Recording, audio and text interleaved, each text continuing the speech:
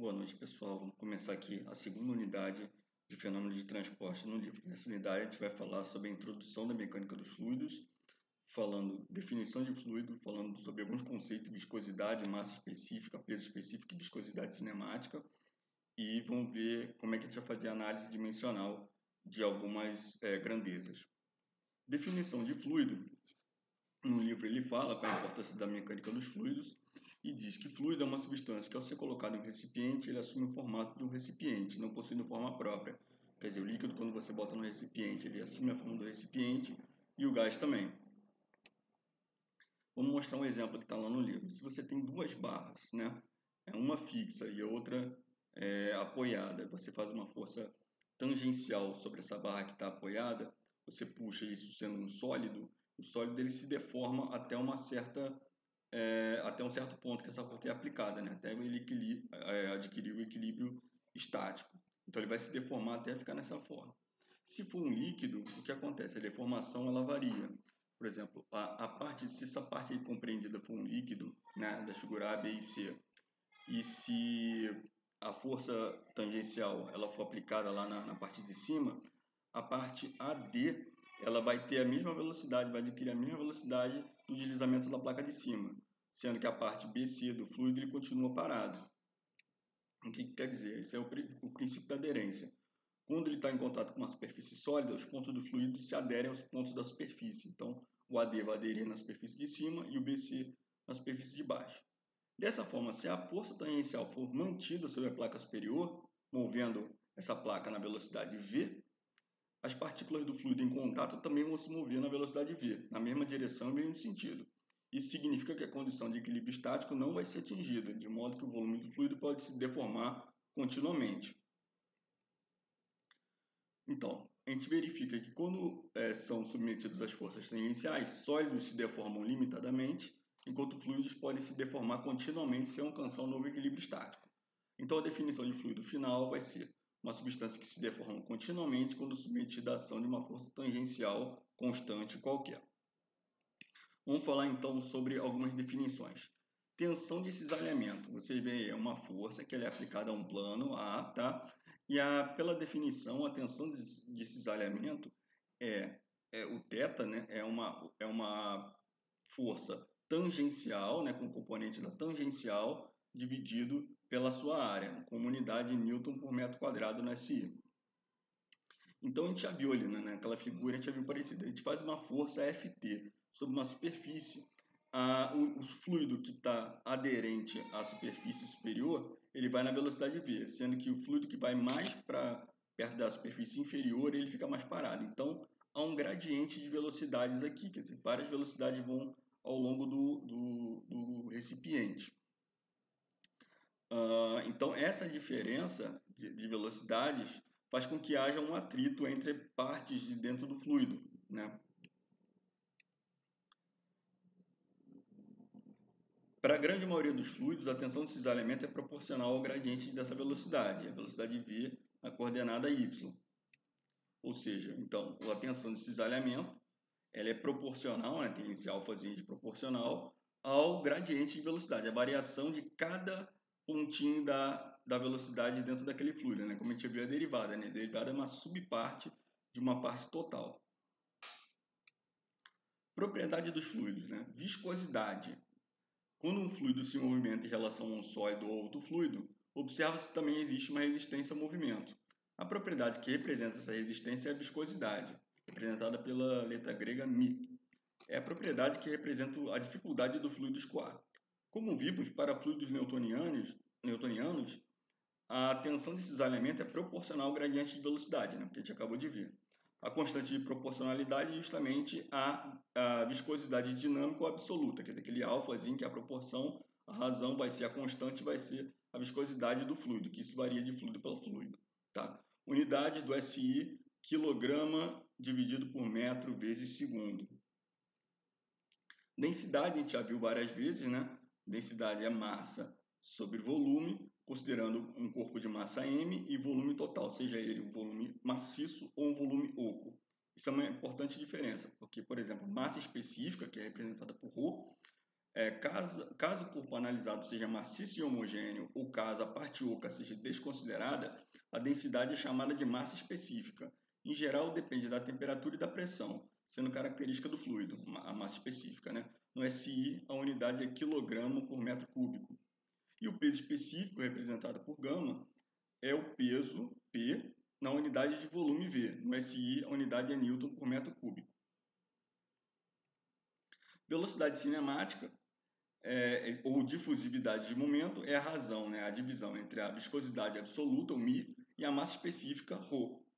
No SI, a unidade é metro quadrado por segundo. Definições de fluido ideal. É aquele cuja viscosidade é nula, quer dizer, ele escorrega completamente sem atrito nenhum entre as partes, né, sem perda de energia e sendo incompressível também, quer dizer, ele não pode ser comprimido. Naturalmente, não existem fluidos ideais, mas ele é usado como um conceito. Escoamento incompressível, quer dizer, que não tem compressão, é o escoamento de fluido que em seu volume não varia ao modificar a pressão. Em gerais, normalmente os escoamentos são incompressíveis, pois ou o fluido é um líquido ou as velocidades são baixas. Líquido não pode fazer compressão como ar, né? Quando tem um ar comprimido, o líquido não pode ser comprimido. Falando por último de análise dimensional, por que a gente faz esse tipo de análise? Para desenvolver modelos matemáticos capazes de descrever o fenômeno em estudo, elaborar parâmetros adimensionais, que facilitam a interpretação de resultados experimentais e o design de experimentos, prever semelhanças entre parâmetros e fenômenos. A gente coloca sempre eles na mesma base, né? As equações dimensionais sempre na mesma base. Força, comprimento e tempo, né? Que pela sigla lá em inglês é FLT. Por exemplo, ali está como velocidade. Velocidade ele depende do espaço, né? Que seria o comprimento, uma distância, e o tempo. Então ela não é uma grandeza independente, né? Não é a base, né? Ela já é uma derivada, é uma grandeza derivada. Basicamente, os exercícios que a gente vai fazer são para a gente colocar isso na base adimensional. Esses números adimensionais eles não apresentam unidades, independem de todas as grandezas fundamentais. Por exemplo, o número de Reynolds, que é um número que a gente vai ver bastante, quem for de mecânica vai ver isso muito ainda, é que o número de Reynolds é o número em que ρ é a massa específica do fluido, V é a velocidade do escoamento, D é o diâmetro da tubulação, μ é a viscosidade absoluta do fluido e V é a viscosidade cinemática. Bom, mão na massa. Mão na massa temos um vídeo do professor Rodrigo Orgeda dando a introdução a essa parte de mecânica dos fluidos, está lá para vocês assistirem com esse link aí.